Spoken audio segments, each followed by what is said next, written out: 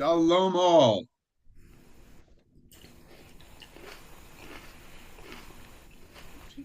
Shalom and welcome. I love when my computer screen gets filled up with all these amazing souls and faces. That's so cool.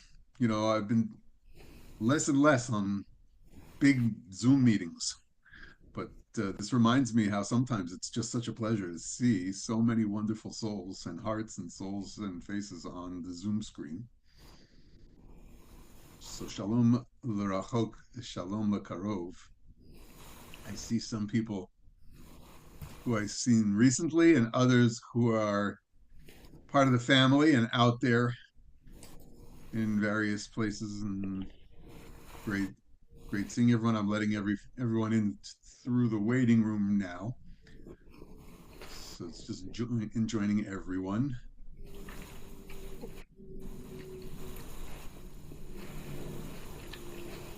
right, I'm going to ask folks out there if they'll mute. Already getting a little feedback. Helene, I think I'm getting a yes. This and over here, I'm gonna do some. There we go. Everybody, I think, is now muted. We're going to give it, let's see, I have 7:31 officially, so we're going to give it a minute or two to just let folks come in through the waiting room. What's cool about Zoom is you can chat a hello to somebody and pick out their name. Remember the good old use of the pinning the speaker's pictures so that you can get rid of all the other pictures and using the views. I mean, I don't know if everybody's used their Zoom to do lectures and classes as of I think this New Year, Rosh Hashanah and Yom Kippur, we've been Zooming on Mondays, and Talmud is half and half, Zoom and in person. So we have a little bit of learning going on Zoom, but not a big lecture, I don't think, this year. So Rabbi Daniel Nevins is with us. This will be really the first one we're doing on a big Zoom get together for the community. I told Danny that powers that be, both the upper powers and the lower ones, we all thought it would be better if we had a snow day and you drank hot chocolate or tea or something or coffee. And we also stayed safe tonight and didn't get anybody slipping and sliding on the ice. So that's why we're all here. And I'm still admitting people into the waiting room, through the waiting room. So we're going to just take a few more minutes, as I said. The great thing about the chat function, if you're on a lecture, is that unlike when, the old days when we passed notes in class, it was a little more, disturbing or obvious in the class, but you can have great side intellectual conversations on chat. Right. Show your keen intellect. And remember that it is being recorded. So what you say on the side, these things last if you put them into the world of the internet. Who knows if we'll get into any of that? Layers and layers and layers of history in the internet. I can admit people. Okay, so I think that we're about there.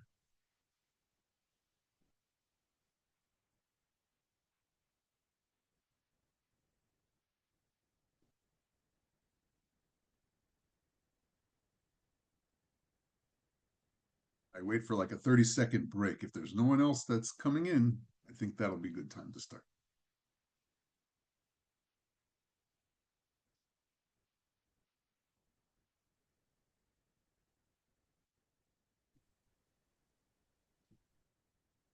Okay, good. So I want to welcome, I feel like, a roots friend, because in my very first rabbinic position, and Amy's in my first rabbinic spot in the world, Rabbi Daniel Nevins welcomed us along with Lynn, his wife, in such a beautiful way that we learned really how to do Hachnasat Orchim.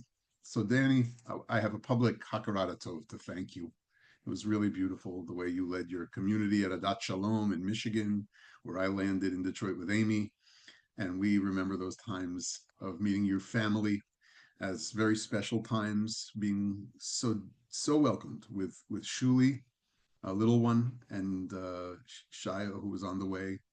And we spent a good couple of years there together. And that was really the start of being so deeply committed to Jewish life and ways. And the way that you orchestrated synagogue life there and beyond, I'll get into a little bit of your bio after I just welcome everybody else. But I really have deep respect for that chapter in your life and onwards. And I want to introduce you to all my dear friends here at Zarua. So I wish you were meeting everybody in person, but this is the next best thing. Look at all these faces. These are all amazing souls. The Zarua community is a community of learners and a community of really just incredible New Yorkers and beyond.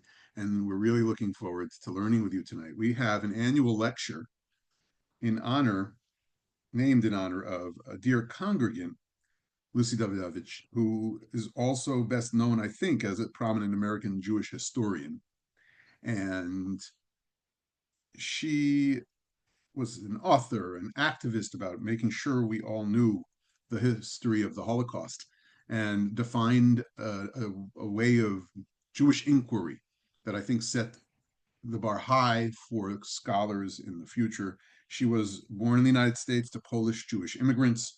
She earned her PhD in history from Columbia, and she was vital to our community of friends, to several folks, and we are always in awe of her work, the war against the Jews. So anyone who's here at the Lucy Davidovich lecture, I highly commend that work to you and Lucy's continued work. And that is now the lecture we've had for several years with incredible speakers over the years. I thank for thinking through that with me all the time, Mark Ashley of our adult education committee and our Charuta about who we want to learn with is always rich. And we have developed a way of thinking about folks who are really talking about the incredible subjects in Jewish studies who create new horizon lines oftentimes. And Rabbi Nevins, I think, does that in his work with the Committee on Jewish Law and Standards. He's done that in his work as the dean of the Jewish Theological Seminary's Rabbinical School.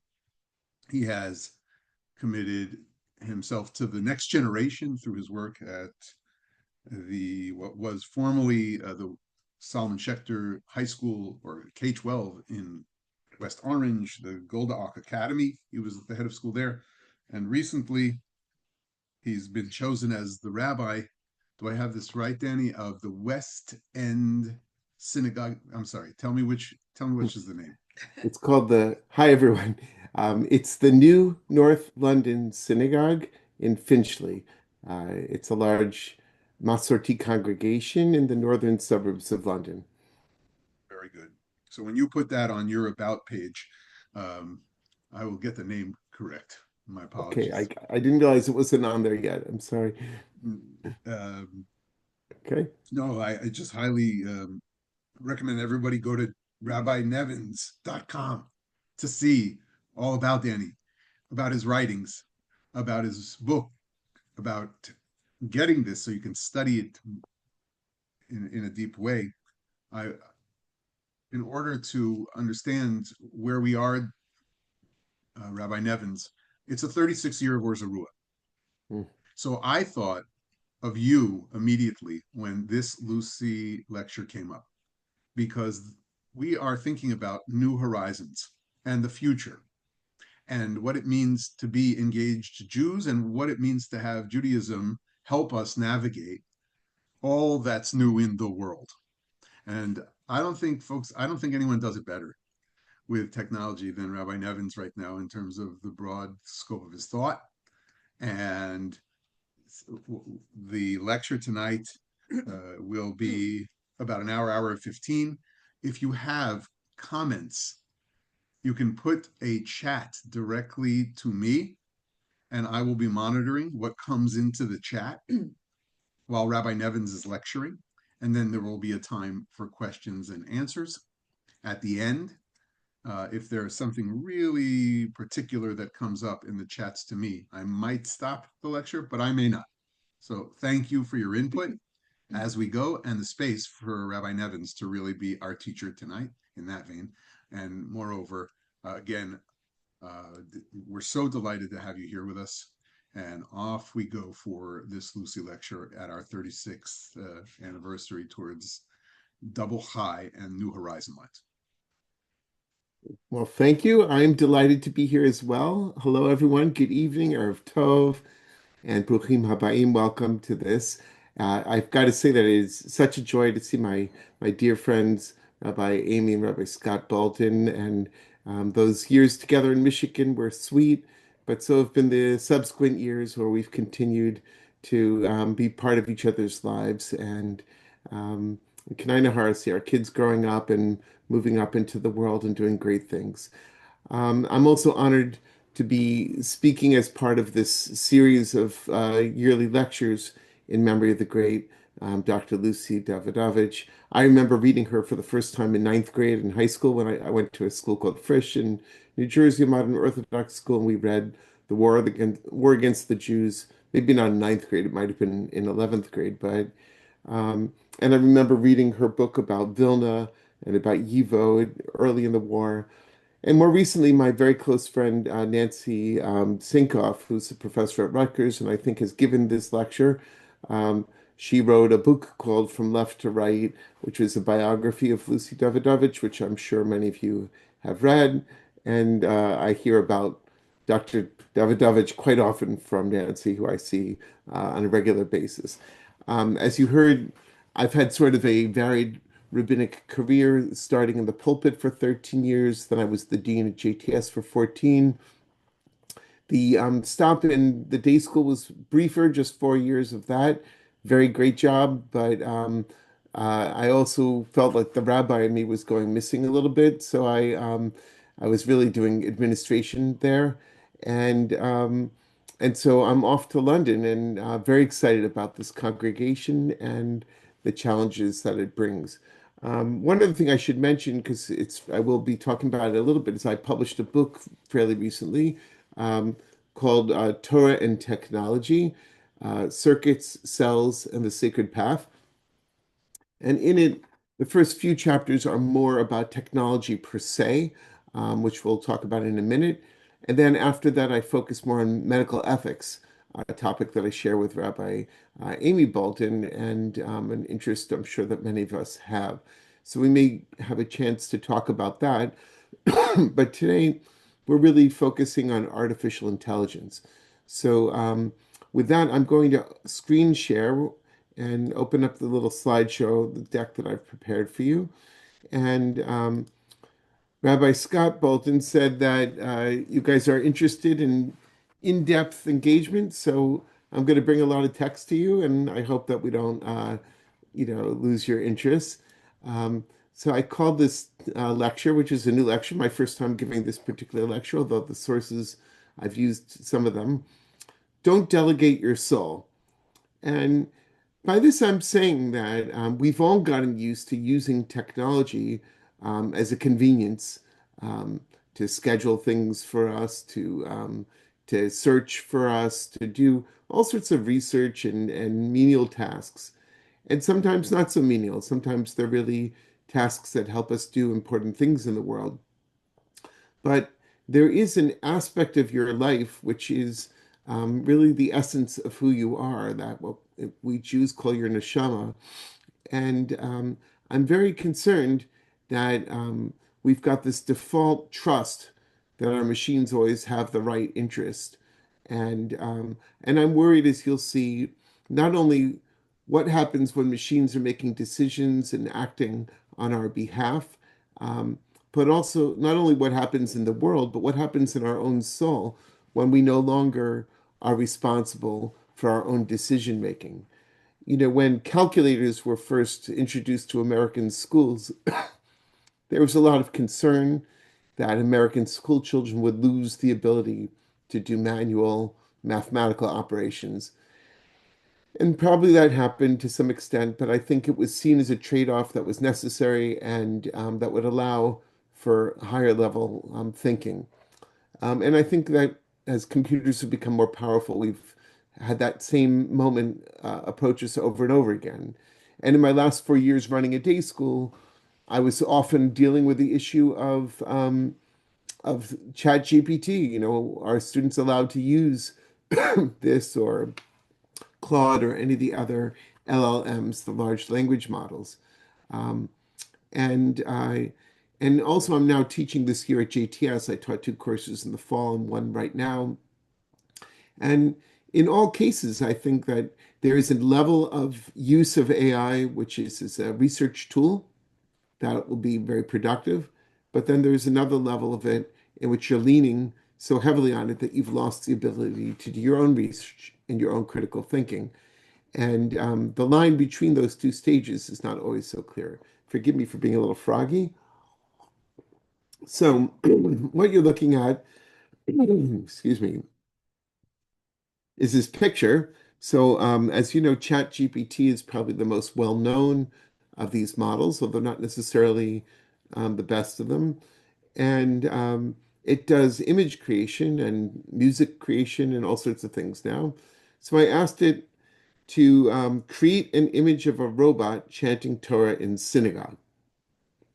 So let's just look at that for a second together. All right, so the robot, it looks like the kind of robot you might see in a sci-fi movie, right? Um, and it's holding a yad. It's looking at a Torah.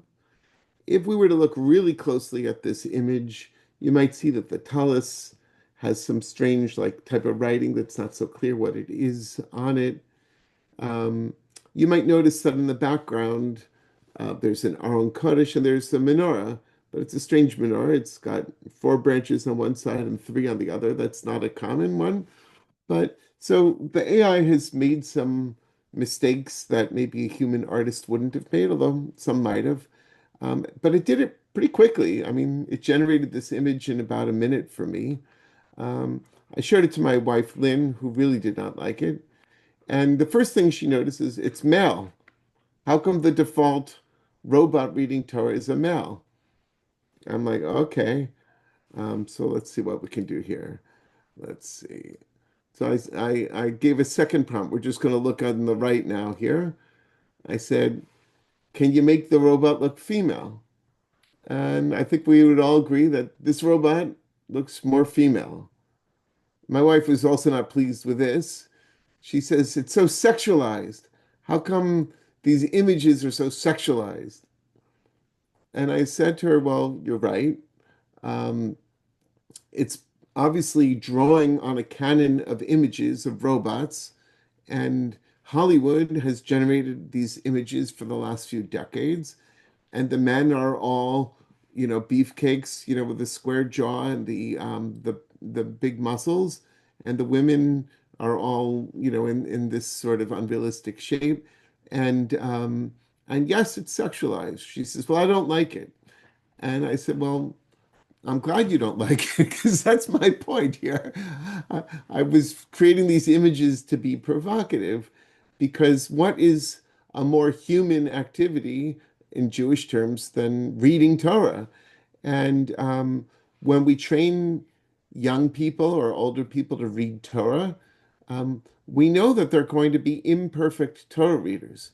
You know, maybe not at Or Zarua. Maybe you guys are of all perfect readers over there. I lane quite often in my minyan on the other side of the park at Minyan Ma'at, and I pride myself on being a very good Torah reader, a very precise one. I'm never perfect. There's always something, even if it's just a hesitation. And and I actually think that's the point. We are recipients of the sacred tradition, and if it were perfect, flawless, then it might not actually be the activity of Torah reading. And the rabbis have quite a bit to say about the difference between humans and angels, angels which don't have free will, that may be flawless, but they also um, are unable to earn merit because they don't have free will to disobey. It's our frailties, our flaws, our mistakes, our poor decisions that make it more valuable when we make the right decision. Um, and so that was just sort of a way to kind of introduce the topic. I hope you like my robots. I don't have any more drawings, but I do have one more GPT thing at the very end of this presentation. So back to the book, I gave you the table of contents. The first chapter of the book, there's actually a long introduction, which is sort of my theory of law. Um, and then there's a chapter which we'll be focusing on tonight, artificial intelligence and autonomous machines. I also have a chapter on genetic engineering. I wrote it just before CRISPR became sort of well known, but CRISPR is a gene editing technology that was developed by many generations of scientists, but the most famous ones are Jennifer Doudna and Emmanuel Charpentier, who won, the Nobel Prize together for their work. Although there are other scientists who claim credit as well.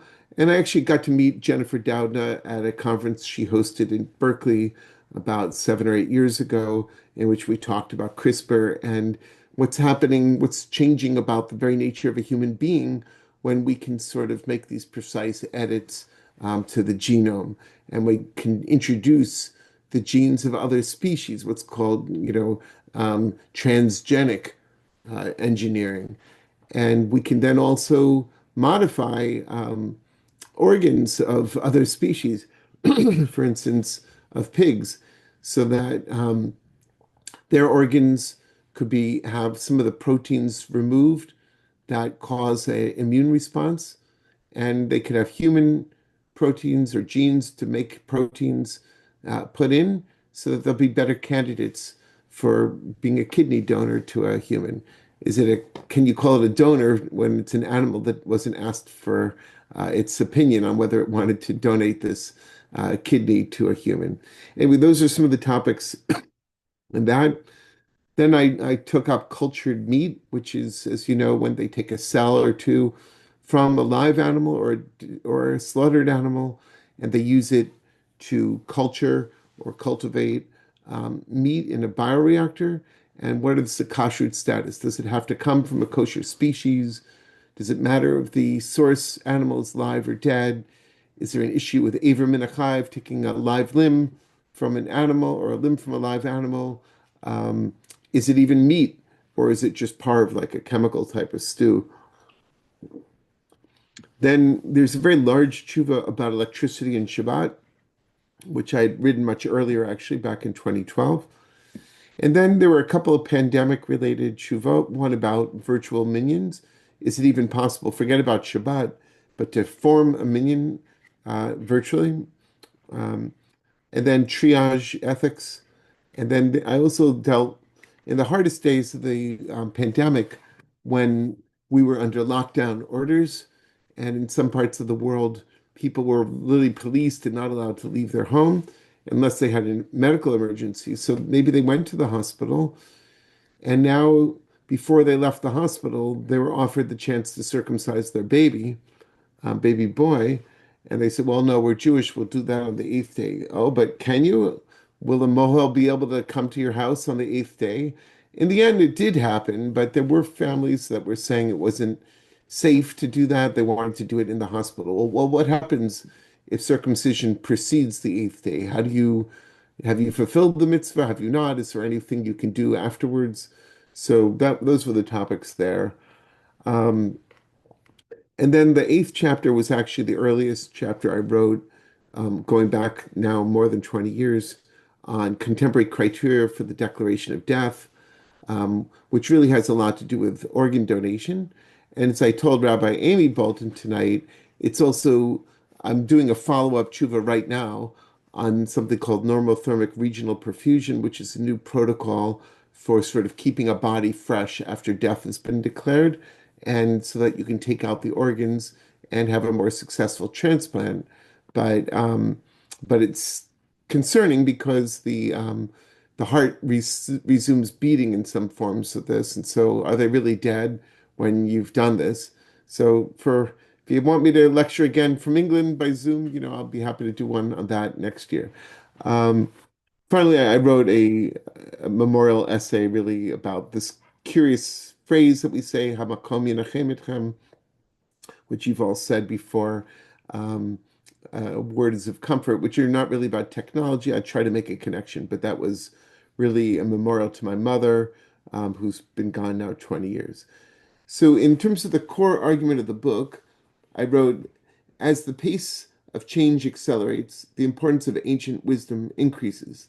The vast literature of Torah contains insights that can guide us in our own path to virtue, especially when the territory we traverse seems unlike the regions created crossed by our ancestors. Their resilience and resolve, their ability to reconfigure Jewish life despite dislocations and discontinuities, can fortify and guide us today. So that's from the introduction. And I wanted to share that little bit because some people would say, why are rabbis even bothering looking at the Talmud and the codes of Jewish law on things like AI? There is no AI back then. And why are you looking at old stories like we will tonight of the Golem and all that? That wasn't the same thing. And and I would have to concede that that's true. But there's that old saying in Pirkei Avot, "Hafoch ba v'hafech ba dekula ba." Turn it this way and turn it that way. You're going to find everything there. And um, and what I found is that in researching these tshuvot, um, that I was often able to find a model in ancient sources that we could extrapolate from, you know, not necessarily a one-to-one perfect, match, but we could extrapolate and say, well, they were concerned with these issues. And we also have some of these concerns. So when they looked at their domesticated animals, and they had an animal, let's say a bull, or an ox, that was very useful for plowing their field or for um, turning the mill to grind their wheat. That's great. But what if that bull, which actually is the ox, which is a very strong animal, which is not always easy to control, goes and gores somebody?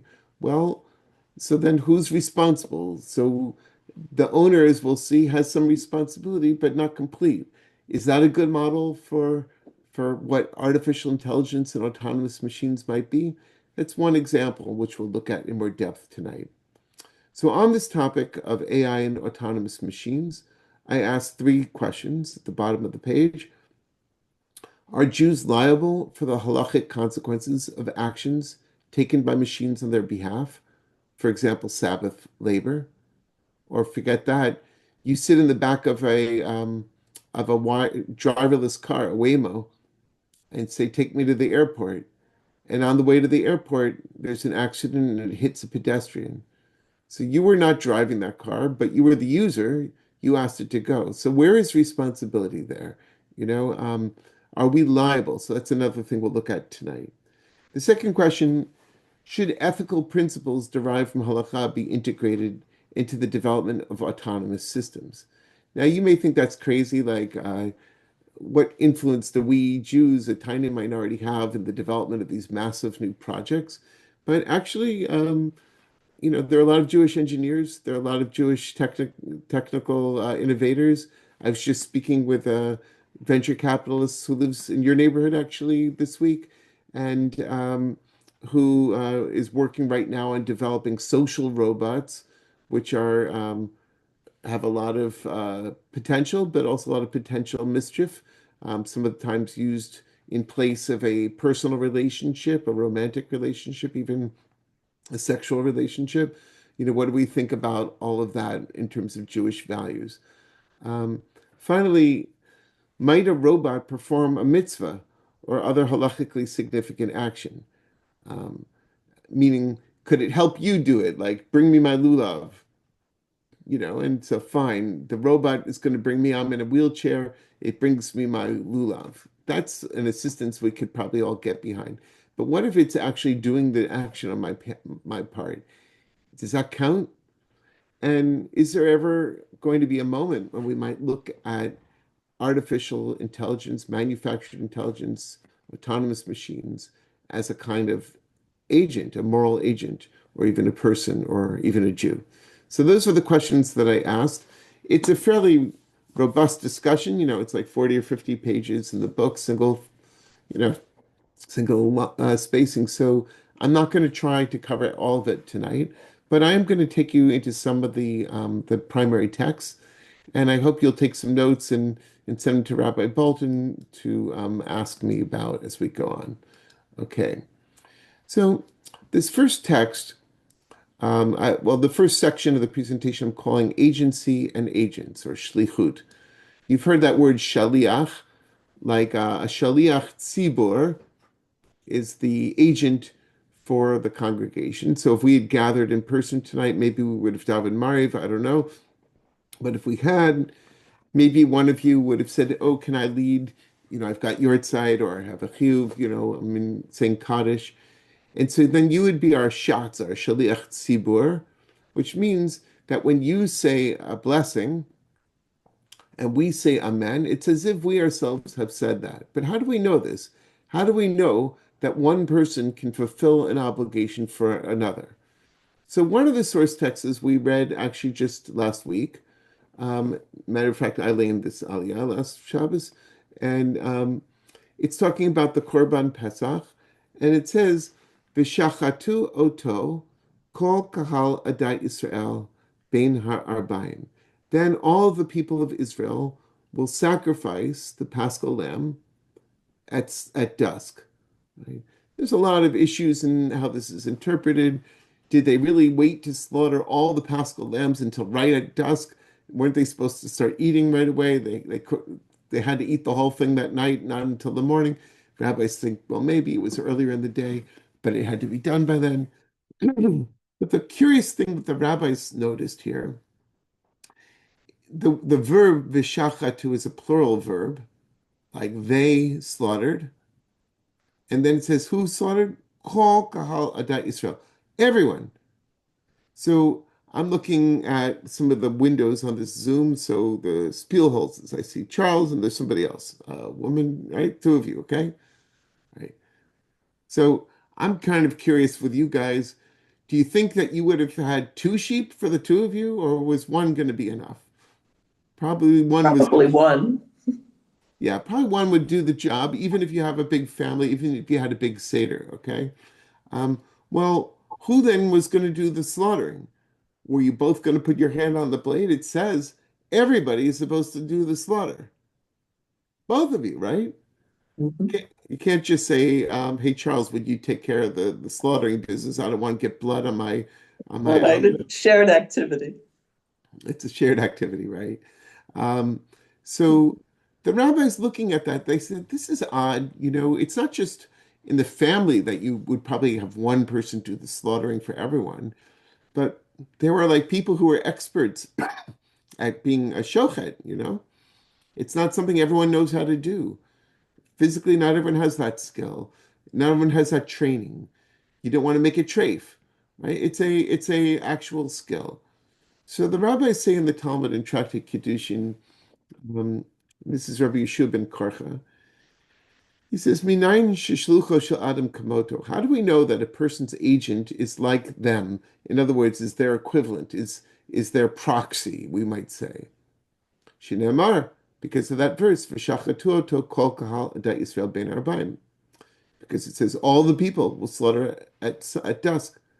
V'chi kol hakahal kulan shochatim. Could it really be that everyone was involved in the slaughter? V'halo ino shochet el echad. It's probably one shochet that everyone would go to. Like if you guys had chicken for dinner, like you didn't all slaughter your chickens. You got them from Empire and they hired a shochet or a whole bunch of them probably. Elamikan shishlucho shel adam kamoto. This teaches us that a person's agent is like them. So if I come to Or Zarua to daven and someone else says the blessings, in fact, even the entire Amidah, I could get by with just saying Amen. That's why we do the repetition. I don't have to say it myself. It's preferable that I say it myself, but I could, in theory, just rely on the leader. And if I'm very hoarse, like I am at the moment, or if I don't know Hebrew, right, I can just say Amen. Can I have an Amen? And that's good enough, right? So, and maybe if I'm going to Israel and you say, gosh, I'm so sad I haven't been able to get to Israel this year.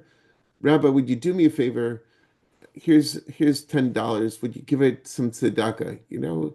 And we say that when I do that, when I give the tzedakah that's been handed to me, it's like my hand is their hand, and their hand is actually giving the tzedakah. They may be back in New York, I'm in Jerusalem, but I'm giving that money to the poor person, and it's as if the person in New York is actually giving it at that moment. Shlucho shel adam kamoto. A person's agent is just like them, except when it isn't. Okay, so we have some limitations here. And one of the most famous ones is called Ein Shaliach L'Devar Avera. All right. So I've got this friend, Rabbi Scott Bolton, and he'd do so many things for me. I don't know if he'd do anything for me, but he'd do a lot of things for me. So thank you, thank you. So I have my eye on this new MacBook. The Apple Store, they have these nice computers. But I don't really have the cash handy to get one of those for myself. So I say to him, I've noticed they don't really have them secured so well. Would you just go into the store, grab one, and bring it over, anytime this week is fine, right? So Rabbi Bolton, I believe, would be nice about it and say, oh, gosh, I'd love to help you out. Maybe I could help you afford that, but no, I'm not going to actually go steal a computer on your behalf. But maybe he would, like I haven't spent much time with him in the last few weeks, so maybe he actually would do that for me, and maybe the guard would like stop him on his way out and say, "Sir, I have to open your bag. You seem to have stolen a MacBook." And he'd say, "Oh, no, no, no. I mean, yeah, there's one in there and I didn't pay for it, but it's not me stealing it because I'm doing it for my friend. And in Judaism, we say, Shlucho shel adam kamoto. I'm just stealing for him, you know? So I understand why you have an issue here, but it's not with me, it's with him, right? So what do you guys think about that? Is that a valid I excuse? just want to say this is why it's dangerous to learn from a rabbi who knows a lot of Gemara. So, so hopefully this rabbi would say, no, no, no, no, I can't do that for you. So the rabbis say, Ein shaliach ledevar avera. So normally, if I'm going to ask Rabbi Bolton to do a mitzvah for me, to give that $5 when he goes to Israel, to tzedakah, yes, that will work. I'm giving the tzedakah through him. If I'm going to ask him to lead me in davening and say blessings on my behalf, yes, that will work. But if I ask him to do a crime on my behalf, right, it doesn't work. He's supposed to say no. Why is it that he's supposed to say no? Well, let's look at the Gemara here. This is from Tractate Kedushin. Nema shlucho shel adam kamoto. Don't we say that a person's agent is just like them? Therefore, how can we say that's not applying when it comes to a crime? Shani hatam. It's different in that case. The ein shalech l'dvar avera, because you cannot be an agent for a transgression. Da'amrinan, because we've got this expression, divrei harav v'divrei talmid, divrei mi shomin. If the teacher says something and the student says something, who are you gonna listen to? And in this case, who's the teacher? It's actually not the rabbi, it's God. Right? God says, Lo tignov, don't steal. We're going to read that one next week, right? And the rabbi says, no, no, no, I've figured out ways that you can steal, right? You guys are all supposed to say, that's very nice, Rabbi, but no, we can't steal. God says it's in the Ten Commandments. I saw it. Okay? So this is why we know that just following orders is not a valid excuse. You have to maintain your own moral responsibility, your own agency. But that restriction has its own restriction. Because sometimes, actually, the agent is not able to say no. Maybe that agent is a child. Maybe it's my 5-year-old child. And I say, hey, cutie, go get Abba that iPhone that's on the table over there and bring it to me.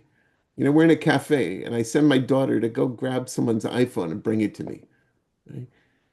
Is she supposed to say, Abba, I can't do that? That's stealing? She's 5, she's 3. She doesn't yet have that her Abba wouldn't tell her to do the wrong thing. She's going to trust me. So if she does the wrong thing, I can't say blame her. If you're going to punish someone, punish her.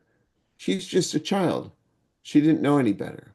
Or what if this is a person that I'm taking advantage of, that they are a shoteh.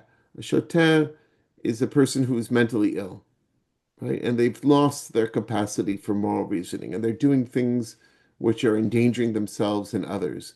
And I sort of entice them to do this thing, and they just, I'll buy you a cup of soup if you just go grab me the iPhone, right? And this person doesn't have enough self-awareness or self-control to avoid that.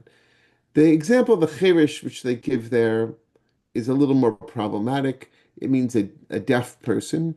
It becomes clear when you study this in the beginning of Tractate Chagiga that it's actually referring to a deaf mute. We would call it somebody with no communication skills. It's really not that they're mentally incompetent, but in the ancient world, there was no effective way to educate people like that. And so functionally, they were unable to engage in moral reasoning because they were not educated, not because of their limitations really only, but because of the limitations of their society. So in all those cases, if you get one of those people to light a bonfire, let's say you've got on the edge of your field a big bunch of brush that you want to get rid of, right? There's all this like branches you've pruned and they're just in the corner. You give them a match to go light it, and the wind comes and the fire spreads to your neighbor's field and burns up their entire crop, right? So who's responsible? I sent them to do this thing. They did it. It caused a lot of damage. So, and what happens if I did it intentionally, recklessly? I knew there was wind. I knew there was danger, right? And I just had them go do it. So for this, we're looking at Bava Kama there, a part of the Talmud which looks at Nezikin, at damages. And it says, Hasholeach et be'ira biad cheresh shotev v'katan. If you send forth a fire using the hand of one of these people who is compromised, patur bedine adam. You know, I can't, a legal court sometimes cannot find someone guilty because they actually did use an agent. But it says, "V'chayav b'dinei shemayim," but God is watching, and God is saying, that was really bad what you did. So there are moments where the chain of responsibility has gotten attenuated. It's been stretched out to the level that the person, the user, the one who benefits from it, is not really responsible for what happened. And yet it happened on their watch, and maybe they even were reckless. Maybe it is that Waymo, and I say it's an icy night, and I say take me to this address, and I know it's going to be going on icy streets through a crowded Christmas market or something like that that's outside, and I set the machine to do something risky, but I myself am not driving, right? So where is that responsibility? The rabbis are creating this sort of category where, you know what, you may have plausible deniability and not be punished by the legal court. It doesn't mean you were right? And God is watching and judging. So I want you to keep these things in the back of your mind as we're looking at things about AI and autonomous machines. Is there a way of using them to be a clever thief, basically, to get away with a crime because you used an intermediary that would avoid giving you criminal culpability? There was a great rabbi in Israel named Aaron Lichtenstein. He was the Rosh Yeshiva of a famous yeshiva in the Gush called Yeshivat Har Etzion, just south of Jerusalem. And he wrote an article that I cite here that says there could be a very clever thief. It's sort of like a Pink Panther type of thing. But this one, they're using they're using moral reasoning. They use a machine to do the crime for them, and therefore they avoid their own responsibility. Imagine it's not even a machine. Imagine it's like an algorithm, right? I'm not a banker, but imagine that I develop an algorithm that tries to log into people's bank accounts. And it's got a way of sort of going through lots and lots of usernames and passwords until it gets in. And once it's in, it's it's got a method of going and initiating a cash transfer from that account to my account or account that benefits me, let's say. And then it tries it a million times, it succeeds 5 times, and all of a sudden I got all this money that I don't own in my account, right? And the police come knocking on my door and they say, you stole money from these people. I said, what? Not me. I never logged onto their account. I never did anything. Yeah, but you programmed this computer to go steal for you. I said, I was actually doing a favor. I was just like probing, the defenses of the bank, and I didn't actually ask it to steal from anyone in particular.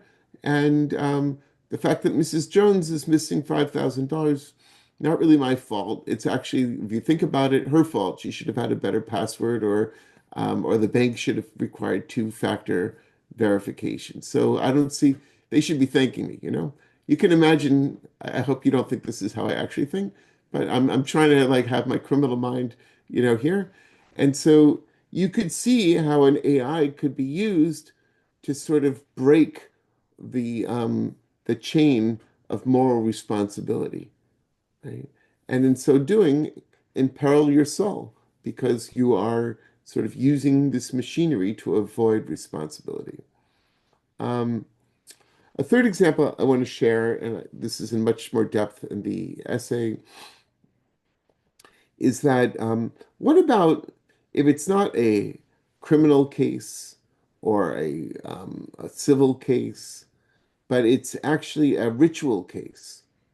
So there's something called an Eruv on Shabbat. I'm sure many of you have heard of it.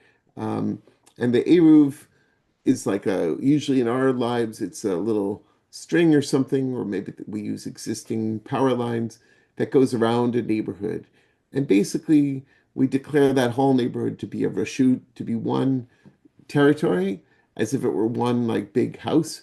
And therefore, you can carry within it. So if you want to carry your talis to Or Zarua and you're within an Eruv, good news, it's all set for you. But there's another kind of Eruv, which is there's this idea of a Tchum Shabbat where imagine you live in a town and the town is surrounded by fields and you want to go for a walk on Shabbos afternoon. What could be a nicer thing to do, right? And they're obviously, yeah, that's fine, but you're not actually supposed to go on a long hike on Shabbat. You're only allowed to go 2,000 cubits. What's a cubit? Like, let's say it's 18 inches. Let's say it's a foot and a half. So you're allowed to go 3,000 feet. So let's say a little more than half a mile out of town. From a point in the middle of town out that way, you can go in all directions a half a mile. But what happens if you've got a friend who lives in the next village and the village is, a mile away? And I really want to go visit my friend, and it's not such a long walk. So before Shabbos begins, what I can do is I go to the point that's right at the border, right? That half-mile point, and I'm going to leave some food there. And then maybe I'll walk a little bit further and I'll leave some more food.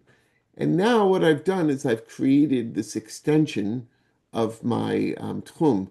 It buys me another 2,000 cubits, another 2,000 cubits, until I can go visit the Boltons on the east side. Imagine actually that that's the situation, right? So it's Shabbos and I'm here on Broadway and 111th, and they're over there, Second Avenue and what? Third Avenue? Yeah, something like that, somewhere in the 80s. And I want to go all that distance. So before Shabbos, I'm going to go to Central Park and I'm going to leave some food, right? And now I've bought myself another 2,000 cubits. Well, that's great. What happens if I don't have time to go to Central Park? And I say to the Boltons, hey guys, I want to walk over, but would you mind doing me the favor? You put the food in Central Park on Friday. Sure, we'll do that for you. But what happens if it's not a person at all? It's an animal, like a peel, an elephant. I don't have one, but you can dream. Or a kof, a type of ape. Imagine that there's a river that I have to cross, and I use this animal to like bring my tchum and drop the food there on the other side of the river, and I'll cross it tomorrow. So the rabbis say, here I'm at the bottom of this page, Nitano lepil v'holicho. If you gave that food to the elephant to carry it, the kof v'holicho, or to this ape of some sort, and it carried it, ein ze eruv. That's not considered an eruv because the animal is not itself liable to keep Shabbos, and it's not a ben breed. It's not part of our covenant, so it can't do it. Imagine this. The Boltons are on the other side. They're on Fifth Avenue. I'm on Central Park West, right? And I give it to my pet elephant, right? And I say, bring this food to the Boltons. And it carries it across the park and delivers it to them. So a Jew initiates, a Jew completes, but an animal does the thing in the middle. Does that work? And the rabbis say yes.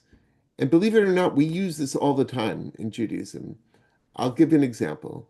Um, let's say a couple is divorcing, and one party lives in New York and the other party lives in Los Angeles. Right? So the rabbi in New York can supervise the writing of the get and send it to their colleague in Los Angeles who will supervise the receiving of the get on the other side of the country. I bet in the middle, who was carrying the get? Right? The get needs to be delivered by an agent. Right? And so we say that in the middle, if it's UPS or FedEx or something, that's called maaseh kof. It's like the act of an animal, right? Not that they're not dehumanizing the driver for FedEx or whatever, or the pilot of the plane. It's just they're saying it doesn't really matter in the middle. What matters is that the action is initiated and completed by a Jew. And so here again, it's going to be relevant for our question of can you, require these, can you use a machine to do your work for you? Okay, I'm going to move faster now. And I realize that there must be questions happening, but I'm going to push forward a little more. You've learned about this in 2 People are weeks. paying very, very deep attention, and they're wondering what an elephant carrying a picnic basket across the reservoir or Central Park looks like, I'm sure, but there's nothing that came in so far. We're all Okay. awaiting the rest. So please, if you do have something, you can send me on a private chat, but we're going to keep listening to this fantastic lecture, Danny. So keep going. All right. Go ahead. Okay, yeah, get those questions out. But I do love this image of the picnic basket and the elephants, what's it called, their trunk, going across Central Park for us. In 2 weeks, this Shabbos is Shabbos Shira, B'Shalach, then it's Yitro, and then we'll get to Mishpatim.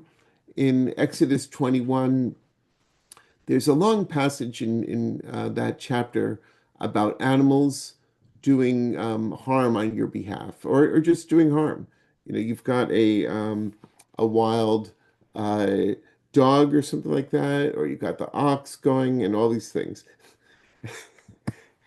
Sorry, Scott, you're gonna have to share that. Um, so it says here that if an animal does damage and it was not supposed to, it never did anything like that before, we call that a tom.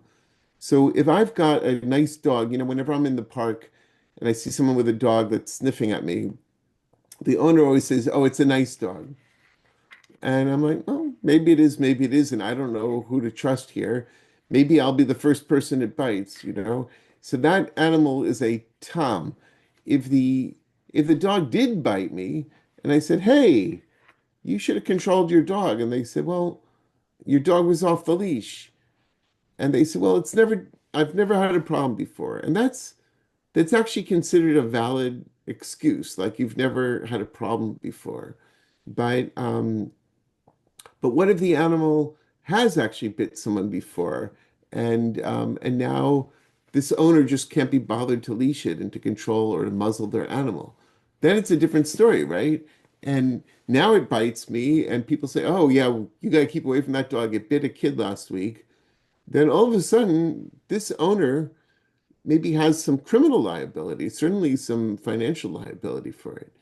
And so the rabbis say, well, what happens if they did muzzle it? They did have it on leash, but it somehow got away. The leash broke. Then what? So all these cases about animals um, are, I think, a good model for how we can look at autonomous machines. Because there was a debate in the ancient world between Roman law, in which animals were always considered property. They might move around, but they were basically property. Anything done by your animal is done by you. Whereas the Zoroastrians in Babylonia, the Sasanian Empire, they felt that sometimes animals could be subjects. They could actually be moral characters. And Beth Berkowitz, who's a professor at Barnard, brilliant woman, she has a book on animals and animality in the Babylonian Talmud. And she points out that the rabbis sort of saw animals as bad things. What she means is they're bad things. They have a brain of their own and they act on their own, right? So, you know, something like my teacup here, that's a good thing. I put it there, it stays there. It holds the tea when I put it in. But if I do that with a dog, it has a mind of its own. It's a bad thing. And the rabbis actually see animals as having some sort of moral standing. In fact, in this very section in the Mishnah Torah, Maimonides considers the question of, can an animal do tshuva? Can it repent? Imagine a dog that did bite someone. Now it's considered a vicious dog, a muad. But maybe in its old age, it's going to mellow out and it's not going to be like biting anyone anymore. How do you know when an animal has changed and can be trusted again? And they have this whole talk. Well, if it's can be left alone with a child and it doesn't hurt the child, then you can know that it's done tshuva. But even this idea that an animal would have some moral sort of standing is interesting because the rabbis were imagining a type of sort of life form that was not human and yet had moral standing. Right? And in fact, they even talk about a beit din being convened to sentence an animal to death, then to decide its case. Okay, I'm going to keep moving because I know you're going to have a lot of questions. So this is a good one. Imagine you really don't like someone and you do like a really elaborate like a Home Alone type of setup where you sort of bind them, and while they're bound there, you sort of go up the hill and you break a dam and unleash a whole bunch of water, and the water comes down the hill and drowns the person. It's very elaborate, right?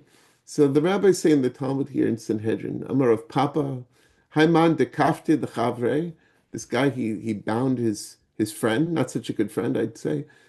Va'ashkil ale bidka demaya, right? And he sort of diverts the flow of water at him. Giri didehu, it's like his own arrows. It's like he shot the guy. Right? You can't say, well, I didn't know which way the water was going. I tied him up, sure, I was a prank. And then I went and I diverted the water, sure, but I didn't think it was going to go that way. You can't say that. You actually set this whole thing in motion. Umechayev, and therefore you are liable for the murder. Now, then it goes on and says, Hanimile bechoach rishon. But, that's actually only if the action you did was direct. Aval bekoch sheni, but if it was like an indirect, right? Grama ba'almahu, then it's just considered like not really your responsibility. Imagine this. I'm shooting arrows, right? And the arrow goes and it hits a stone wall, right? And it makes a chip on the stone wall, which then flies off like a little shrapnel from the wall, and it goes off and it hits somebody in the eye. Now, am I responsible for putting out the eye of this person? Right? Well, clearly it wouldn't have happened if I didn't shoot that arrow. But could I reasonably have predicted that the arrow was going to cause the chip of stone and it was going to fly in this way and actually hit that person in the eye? Maybe not. And so the rabbis are trying to differentiate between an immediate cause and a secondary cause. And you may still be responsible for a lower level of negligence. But they say if you didn't have control and if you couldn't fully anticipate the consequences, then you're not fully liable. And again, I think this is going to be relevant for our discussion of autonomous vehicles and weapon systems and so on. Because if you set a weapon system to go hunting for Russian, let's say you're Ukrainian, and I don't know if anyone read that article in the magazine, the New York Times magazine this past Shabbos, but Shabbos, get it. In Manhattan, we get it on Shabbos, but it's about sort of the new generation of drones, because you may have heard that the Ukrainians and the Russians have both gotten very good at using drones to attack each other, and they've both also gotten good at developing jamming mechanisms to sort of prevent the operator from controlling the drone as it gets closer to its target. So what's the solution? Take the operator out of the equation.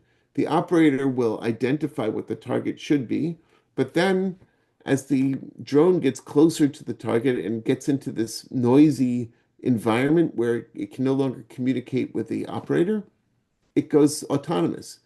It says, I know what I'm looking for, and it goes and it attacks the Russian, let's say, tank. Now, you might say, well, that's a good thing. Maybe it's a good thing, but what if it was a Russian car that at the time that it was targeted was in a field by itself, but it's been moving, and now it's surrounded by children, right? And now your drone is in full autonomous mode, and when it blows up the tank, it kills the children. If a human was responsible for that action, then the human could be liable by the laws of combat. There's something called LOAC, the laws of armed combat, and there's this thing of proportionality. You're not supposed to say, well, as long as I've got a legitimate target, it doesn't matter how many civilians I kill. It does matter, right? And the IDF has a code of conduct that Moshe Halbertal helped develop, and so, but who's going to be responsible if the machine was acting on its own? And so you've got a real problem here. Once again, there's like a moral hazard because this secondary force, you could say, well, I authorized it to attack the tank, not to attack the children, but and I couldn't control it because they were jamming it. It's not my fault, it's the Russians' fault because they used the jamming technology, so I couldn't control it, and that's why it wound up killing their civilians. But is that going to be a valid moral defense? Okay, I'm going to keep moving here. This one is a little too detailed, but I'm just going to say that sometimes with an animal, you really control the animal. You've got a what's a yoke on the oxen, and you're guiding the plow, and it's Shabbos, and someone says, Danny, why are you plowing on Shabbos? You're not allowed to do that. The Torah says, that it's choresh, it's aser, it's forbidden. I say, oh, no, but I'm not doing it. The ox is doing it, see? The ox is pulling the plow. I'm just sort of like hanging out, riding behind, hitching a ride. And they said, that's ridiculous. The ox, if you unhitched it, if you took that yoke off of it, it would go munching on grass. It wouldn't be plowing your field, right? It's only doing it because you're controlling it. But that might be different from another scenario in which I have a donkey with a pack animal that is sort of carrying food, and it always goes to the Bolton's house every Shabbos, or every day there's a donkey that goes across the park. And I'm not, in fact, guiding it. It just knows the way. There are animals like that. Um, so you might say Ramban in his commentary on the Talmud, he says, well, it really matters, like how directly are you responsible for this? Um, and once again, there was a rabbi about a century ago in Tel Aviv called the Chazon Ish, Rabbi Avram Yishaya Karlitz, and he was wondering whether a tractor driver, was responsible for plowing the field on Shabbos, because after all, the tractor was doing it, not the person. But on the other hand, they were steering it. But you could imagine today there are a lot of farming is done with autonomous machines. You've got these drones that see what part of the field needs to be watered, what part needs to be harvested, and they guide the tractors and the machines that do a lot of this autonomously. So if I'm a farmer, Jewish farmer, can I have my field harvested on Shabbat by my machines? You know, so these are some of the questions that I think in the end will have some responsibility. So this is a summary of that part, right? And you could just look at those. And I've kind of covered most of this already. So I'm going to take the few minutes I've got left and I'm going to do another little section, which is about personhood.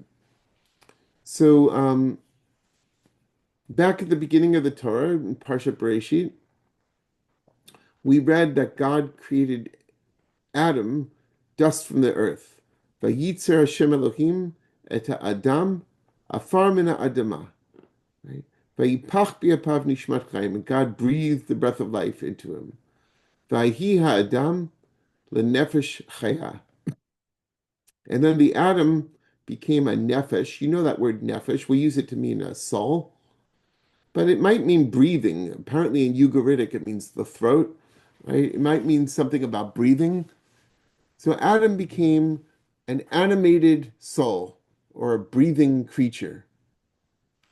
The thing is that breathing creature, nefesh chaya, was actually used in chapter 1 of Genesis to describe other types of animals, non-human animals. So the rabbi is wondering what's special about this Adam. And they look at a translation of the Torah into Aramaic. And to be honest, if you know Hebrew, you're going to know some of these words. For instead of vayitzer, he fashioned, they said ubara, he created, which is also Hebrew. Yat Adam, the word yat is just et. He makes the person. Afra and Ara, you may know that word Ara, it's in the Haggadah. Ara de Israel, the land of Israel, the ayin and the tzadi switch. V'nefach ba'apopi nishmata dechai. And then it ends, v'havat ba'adam, and then this person was l'ruach mimmalala. They became a speaking spirit. The word mimmala, mi yimalel gvurot Yisrael, we sing on Hanukkah, mi yimalel gvurot Yisrael, right? So yimalel is to speak, right? So it became like the word milah, a word, right? So it became a speaking spirit. So in this, Targum Onkelos is usually pretty literal in its translation, but in this case, it actually interprets Nefesh Chaya to say that what was different about the human is it could speak. Right? As we say, Hadea v'hadibor l'chai olamim, that God can create us with the ability to have knowledge and speech. So this leads to one of the most famous stories in the Talmud. It's a tiny little story, and you may not have read this story, but you've read about the aftermath of this story. And I kind of think of this as a prank story of Rava and Rabbi Zera. So we're told just above this story that these guys used to study together every Friday. And they would use a book called Sefer Yetzirah, which is like the first book of Jewish mysticism. And the Sefer Yetzirah means the book of creation, right? And so they would use it to create animals on Friday afternoon. And they would make like a sheep, and then they would eat the sheep. And there's all these crazy questions. So they were doing magic, basically, right? So after that story, it's where these two other rabbis, now we're told about these guys. Amar Rava, Rava says, Ibau tzadike baru alma. If they really wanted, the righteous could create worlds. Shne'emar, because there's this verse in Isaiah, Ki avonotechem hayu mavdilim beini ubeinechem. It says that your sins separate me, that is God, from you. But what if a human doesn't sin? Then maybe they're not separated from God. And if they're a real tzaddik, a tzaddik gamor, they haven't sinned, then maybe, like God, they can also create life. Now that's just an outrageous thing to say, but apparently Rava wanted to test it out. It says Rava bara gavra. It's like a little poem here. Okay. Rava, that's his name. Bara created Gavra, a man. Here's a pro tip. In rabbinic Aramaic, well, in Jewish Aramaic, the aleph at the end is like the definite article. It's like a hey hayidiyah, like in the hey before a noun in Hebrew. But by the time you get to the rabbinic period, that they're using it promiscuously, and they're not necessarily using it as a definite article. Okay, that's too much information. Sorry. Rava bar Gavra. He creates a guy. Shadre, the Kami de Rabbi Zera. He sends it to go visit this other guy, Rabbi Zera, his friend. Hava kamishtai bahade. And Rabbi Zera says, oh, hi, who are you? And starts talking. Vala havaka mahadale. And the man wouldn't respond to him. So you've got this like guy at your doorstep, and you're talking to him, thinking it's a human, but it can't speak. Now maybe it just couldn't think of anything to say. Maybe it had a sore throat. I don't know what's going on. But Rabbi Zera says, Amar le min chevrai at hadar la'afarech. He says, I know what you are. You were sent by the chevra. Now, what is a chevra? Like chevra is like a group of friends. But in this case, it's kind of like a society, like a secret society of rabbis who are also wizards. I don't know. Maybe that word Hover Chaver, there's a verse in Deuteronomy, I think it's Deuteronomy, maybe it's in Numbers, that somebody shouldn't cast a spell. And it's possible that the word Hover means to like target something with a spell. Anyway, he says, go back to your dirt. So in other words, Rabbi Zera notices that this creature created by the other guy, by Rava, we know, isn't able to speak. He says, therefore, he's not a human, and he turns him back to dust. Now, you've all heard the stories of the golem. You've probably heard it told about a famous rabbi in Prague, the Maharal. Yeah, you've heard that? Okay. But actually, all the golem stories go back to this in the Talmud. They're all about, because it's got all the features, well, some of them anyway. It's got a feature that's created by a human.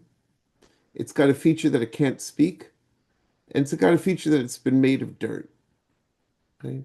And also that it's seen as somewhat less than human. It doesn't have some of the other features that you know about. You've all heard about the golem.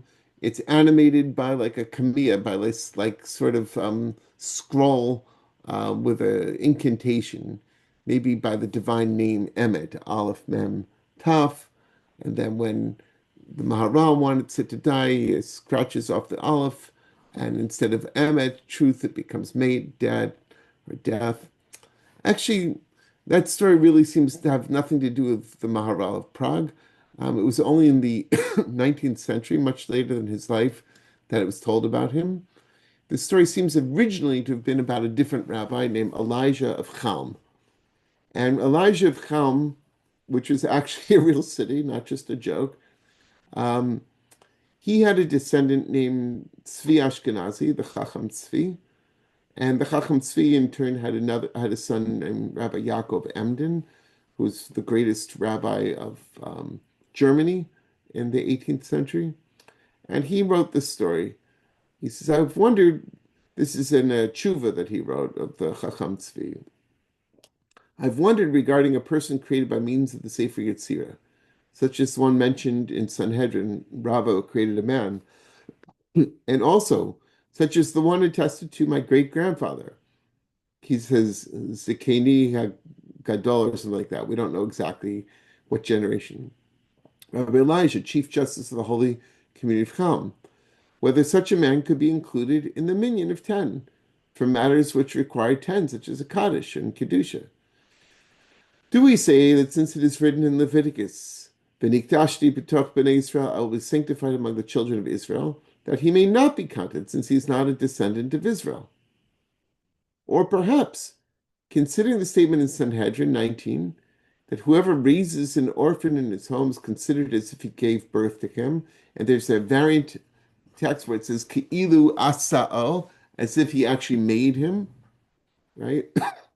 If you raise an orphan, it's like you're their father.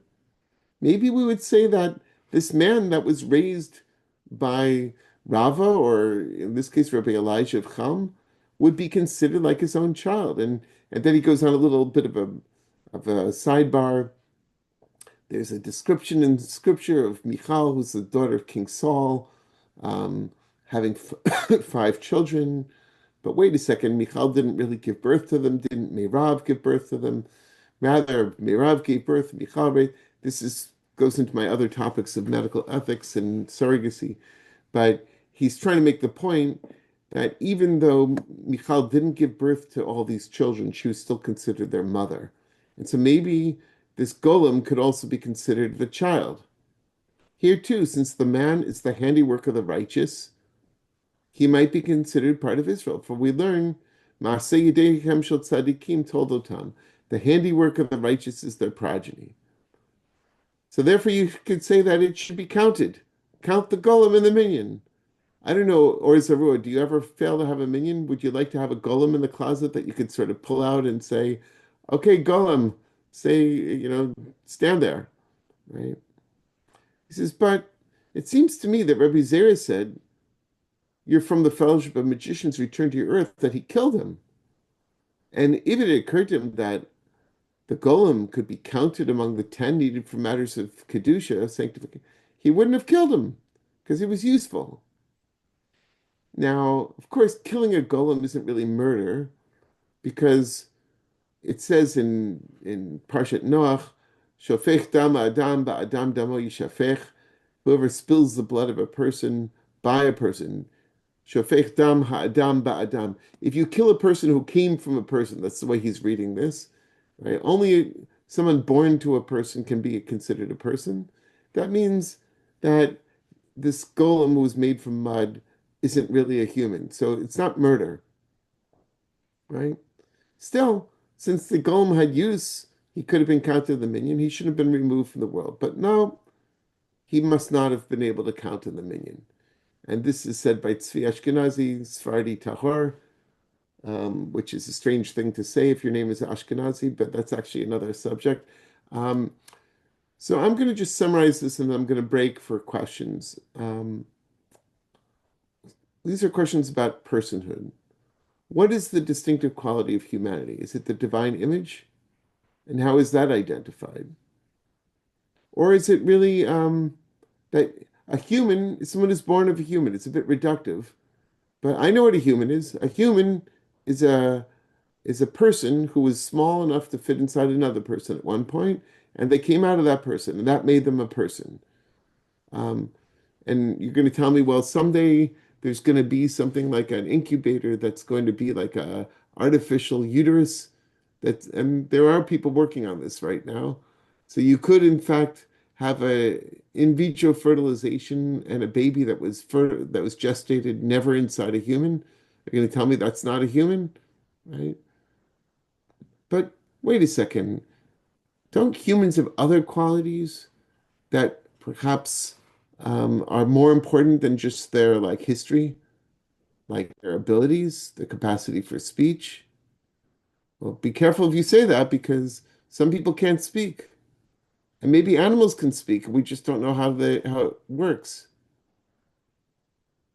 And up until about 5 years ago, I could still say artificial intelligence doesn't know how to create language.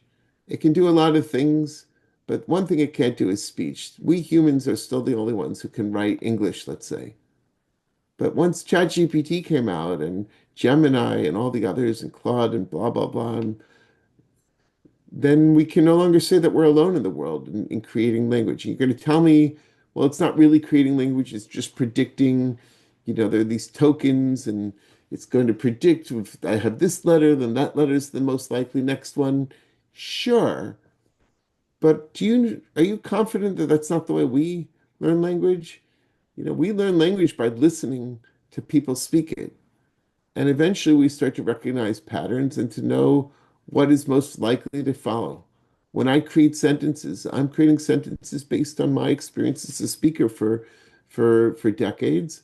And I've gotten good at knowing how to put a sentence together. But isn't that a little bit iterative? Aren't I also sort of copying what I've heard others do or myself do?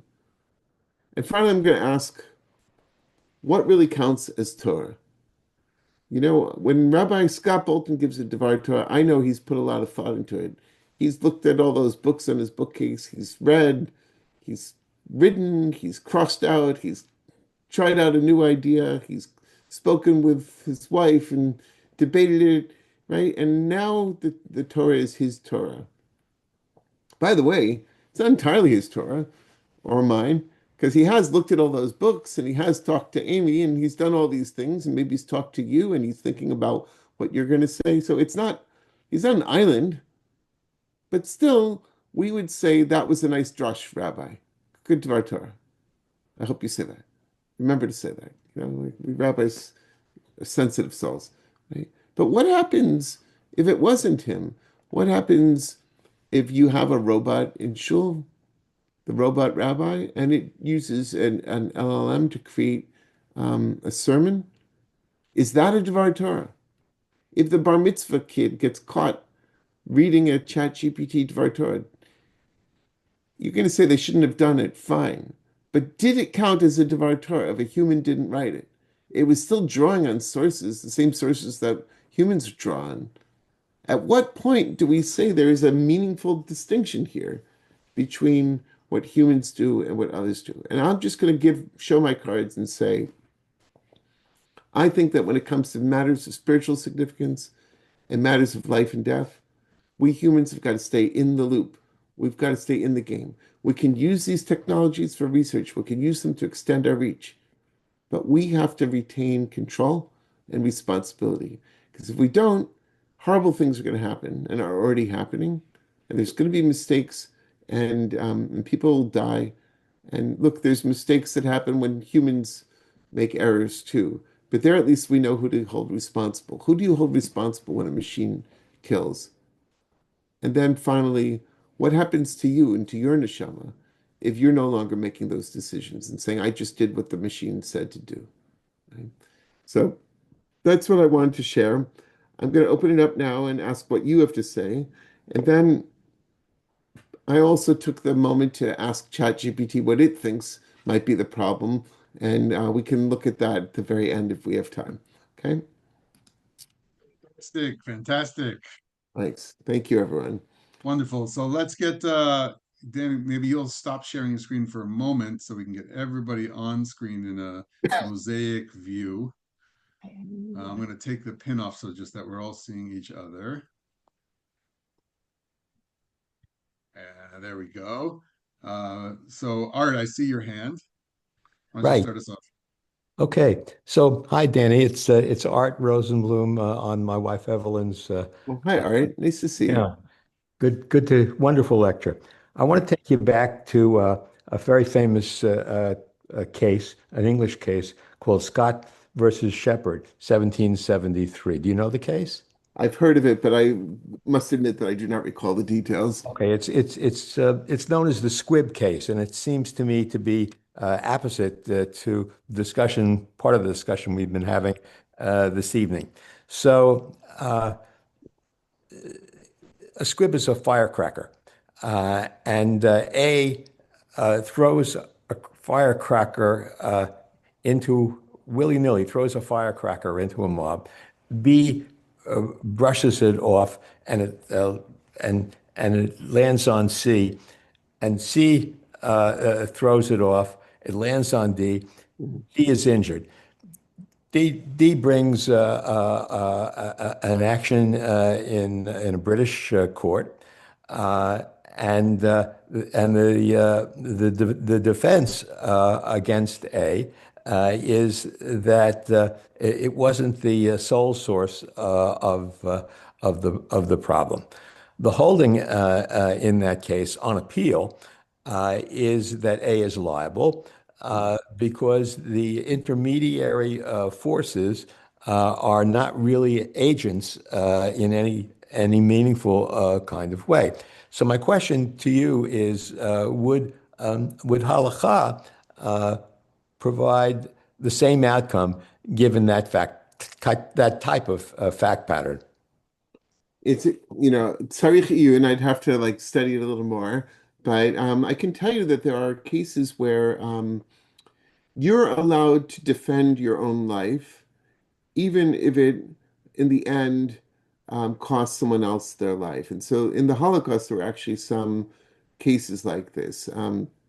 First of all, imagine someone throws something at me and I duck,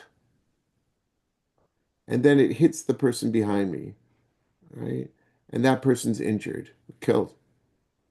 Now, if I just stood there and took it like a man, then I'd be dead and they'd be alive, right? Was I entitled to duck? Which is kind of like your fact pattern. Like the B and C didn't want the firecracker on them, this explosive. So they were like, well, so, and they weren't trying to hit D, they were just trying to get it off them, right? Um, and so, um, so we're told that, you can save your own life and you don't have to think entirely that if I save my own life, somebody else is likely to die. Now, on the other hand, I'm not allowed to save my life by intentionally killing another person. So in the Talmud, there's a statement of Rava, actually. Um, and this guy comes to him and he says, there's this like warlord in my town, horrible guy. And he's come up to me and said, he wants me to do him a favor. And I said, what's that? And he says, I want you to go kill, Sonny over there. And so this guy goes to Rava with his dilemma. If I don't kill Sonny, then this guy's going to kill me. And Rava gives this great answer. Um, why do you think your blood is redder than his? Maybe his blood is redder than yours. Like so, which the rabbis take to mean, ein dochin nefesh mipnei nefesh. You can't intentionally kill one person to save another person's life, except in self-defense. Like the killer's coming, you don't have to let him kill you. You can say, I'm going to kill you first, right? But you're not allowed. You can't save your own life without being prosecuted. Okay, I don't know what that means. Maybe you'll explain what that means. But so I think, though to this question, I think the rabbis might say you are allowed, if you're B or C, to try to defend your life. The question, though, is whether A is still liable, because A could argue, I was trying to get at B. He's a bastard, you know? I'm sorry that D got hurt, but that wasn't my fault. I didn't think B was going to toss it off. I certainly didn't expect C to toss it off. And so D, I never heard of him before. I was trying to get B. And the rabbis might, in fact, say, you are liable for a lower level crime, right? Because you didn't successfully commit the crime you intended to commit, but nevertheless, what you did was dangerous and it was negligent. And I'll Yeah, just let me interrupt the yeah, sugya because the levels of responsibility came up yeah. in one text that I got. Eliza or Shelley, do you want to chime in here and clarify your question about the Sanhedrin piece? And I think might be pertinent. Yeah, it shall I. So in the Sanhedrin piece, the rabbi discussed that there may be a lesser standard of liability for the arrow that hit the wall as opposed to the water coming down the hill. And I was curious if he was distinguishing between a lower level of criminal liability or whether he was talking about civil damages, nezek, because as Rabbi Bolton and I have studied Baba Kama, we've gotten into questions of Nezek and questions of whether the damage is approximate. And if Art can quote an old English case, I can quote an old Cardozo case. It reminds you of the Paulsgraf case, where Cardozo ruled that that there had to be a reasonable expectation that the action would cause the damage. Right. Well, damages are, torts in general are a little bit easier because you can have what the rabbis called chatzi nezek, like half damage, or nezek shalem, or full damage, or you could be patur, you could be exempt from liability, but still considered like um, a bit culpable in a more like ethical sense, but not held liable. But when it comes to sort of life and death, what they call dine nefashot, rules around like hurting a human, then the rabbis created sort of like this unrealistic standard that you had to not only intend to hit this person, but you actually had to know what was going to be the punishment that you would receive. And if you were mistaken about what kind of punishment you'd receive, then you're not fully liable. But then, so then it sounds like the rabbis were going to let people get away with murder. Um, and then they developed other methods, like basically kinds of imprisonment and like feeding them bad food until they died of natural causes. So yeah, go ahead, Rabbi Baltimore. Let me zoom us out for a question that you've been involved with somewhat over the years with your chuvot and thinking about it this way. You wrote about technology, you wrote about Torah, you mentioned this is pertinent because we have Jewish engineers and we have people involved in business, venture capitalists, and we've mentioned a few areas where technology seems to go autonomous. And what is the process? Do you see Jewish ethicists, Jewish thought, really impacting the world of decision making in any one or another of these particular areas of the use of technology more than others? In other words, where is Yeah. Jewish thought really helping inform the way that a certain technology is being made manifest in the world? Is there one or two that you really see Jewish thought leadership uh, really working in? And maybe there's one that you think it's really needed in that you want to comment about. Thank you.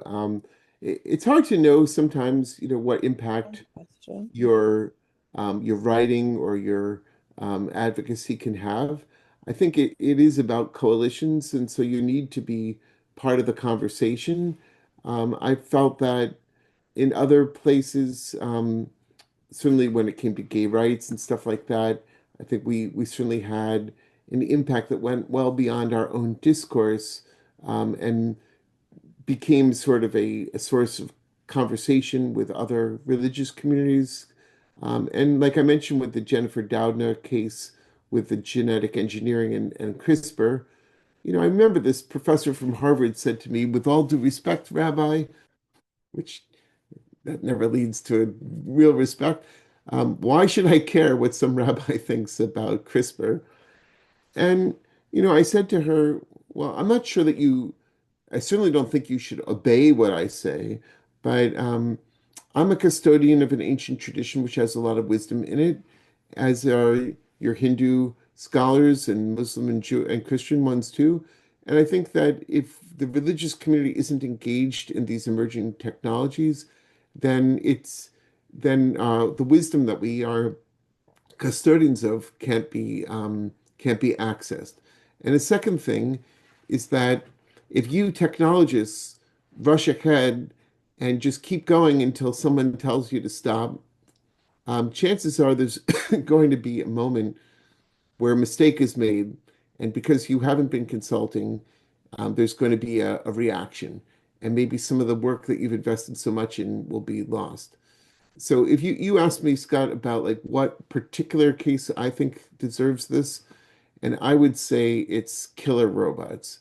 I think that we should be part of a coalition that tries to implore the armies of the world not to use weapons that will kill without a human in the loop.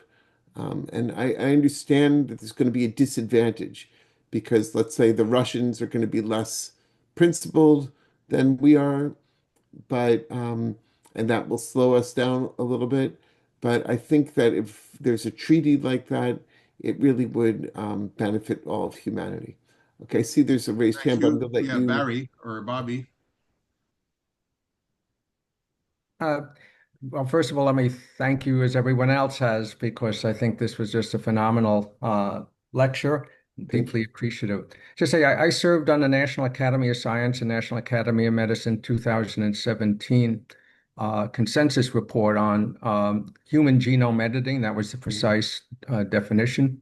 And we had very wide representation, and we actually heard from a whole series of clerics about different positions, and I myself went out of my way to learn what the Jewish traditions had to say. And so I think people have been trying to understand this. Actually, I learned some things that, frankly, were far from intuitive about the different positions that the different religions take on issues related to reproduction. Just say in vitro gametogenesis is moving along at very rapid pace. In animals, at least, humans not so fast. Humans are always more difficult.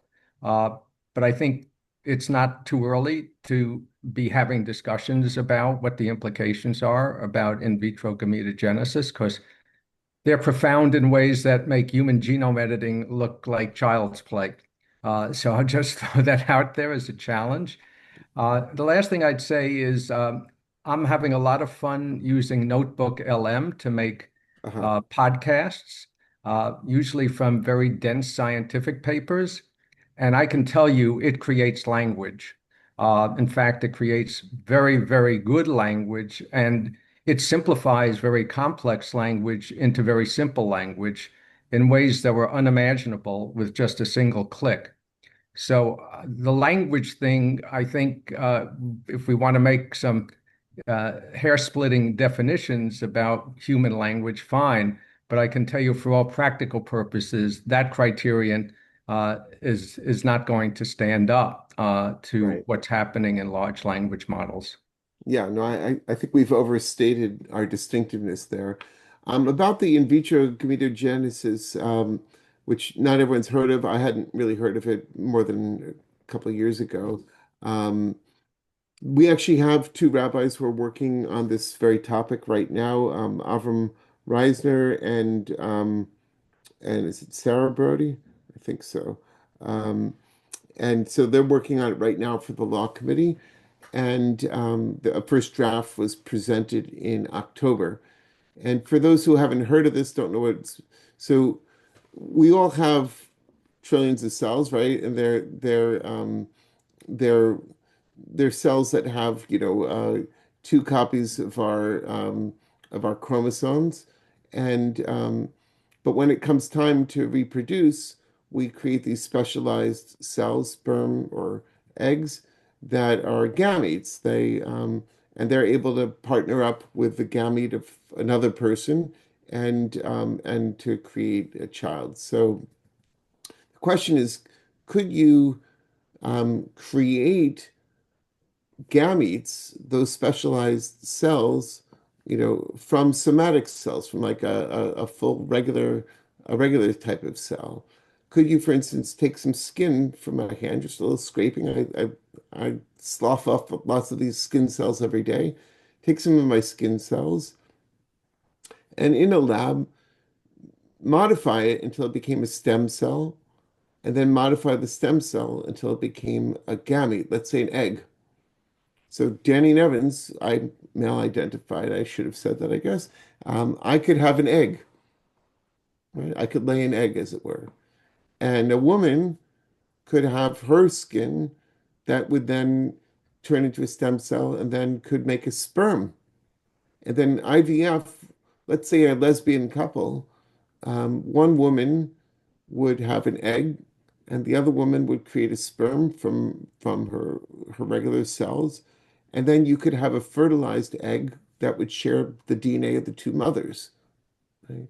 And so, you know, that's a fascinating thing, and we can see why that might be a good thing. But but on the other hand, you one person could sort of sell. It could be like asexual reproduction because you'd have like one person create their own, like I said, egg and sperm and fertilize from the same person. Um, and it raises a lot of questions about identity. Um, you know, who is this person? And also about gender. Like, so for instance, we Jews, even though we might be think of ourselves as egalitarian, we actually do differentiate when it comes to parenthood between the mother and the father. So we say that a person born to a Jewish mother is Jewish. But what if it's the mother who gave the sperm, right? And wait a second. So if the DNA came from two Jews, the surrogate or the gestational carrier was a non-Jew. So you can see how it gets complicated. And like, what is a mother? What is a father? So I thank think, you for that Danny, question. you've painted the picture along with some comments and questions here about Torah and technology, that it provides some frameworks of thought, and it provides some deep, deep questions that we'll have to continue to have deliberations about, both in terms of Committee on Jewish Law and Standards, and frankly, when we have to think about educating clergy who help guide the lives of individual people and couples and communities. We all need to know a little bit more about science, about technology, and about Torah. And I think what you've demonstrated through the lecture is that great need for the vocabulary and the learning and the background study we need in order to let Torah really inform our lives. And one of the things your book does beautifully is it brings people through that kind of thought process. It proves that our Torah can speak to contemporary issues, and it enlightens the eyes in ways that we really need to have Torah bring light and learning towards these decisions we're really embracing every day, as you said, maybe giving it a little too much agency in our life as you open tonight. I want to thank you for inspiring us with your Torah, with your knowledge about technology and science, with your dedication to the matters for Am Yisrael. As you go take your new pulpit, we bless you. You should have safe travels and great successes in this next chapter. And may our friendship only grow. And we'll have you back anytime from across the pond to talk about what some of your latest technological inquiries will be about and scientific inquiries will be about. But meanwhile, we'll have a chance to really think through tonight what further questions we might have for Rabbi Nevins, to get the book if we want to read in that way. Visit his website, and we'll wish you again bracha v'hatzlacha, you and the whole family. Thank you Thank so you. much. Thank you so much, everyone. It's been a pleasure. Thank you. Thank you so much.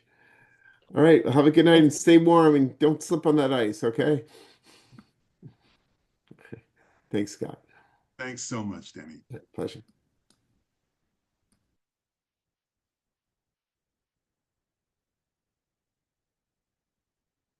Hi. Be well, everyone.